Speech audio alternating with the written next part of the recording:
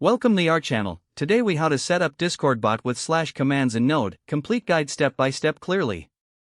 In this video, we will learn how to set up a Discord bot with /commands using Node.js. First, ensure you have Node.js installed on your computer. You can download it from the official Node.js website. Next, create a new folder for your Discord bot project. Open your terminal or command prompt and navigate to that folder. Run the command npm init to create a new package.json file. Next, install the necessary discord.js library by running npm install discord.js. We will also need the Discord REST API, so install it with npm install at discord.js/rest. Now, we'll install the required library for handling environment variables with npm install dotenv. Once installation is complete, create a new file named bot.js in your project folder. Open bot.js in your preferred code editor.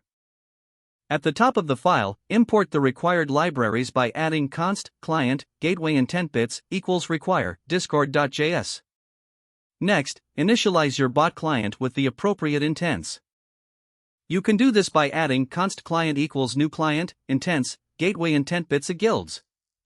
Create an environment file by creating a new file named .env. Add your Discord bot token to the .env file in this format, discord_token equals your _bot_ token.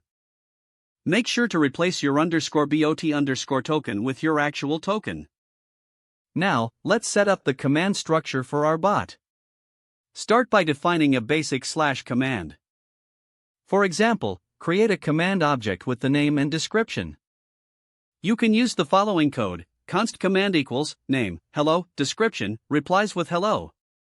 Next, register this command with the Discord API.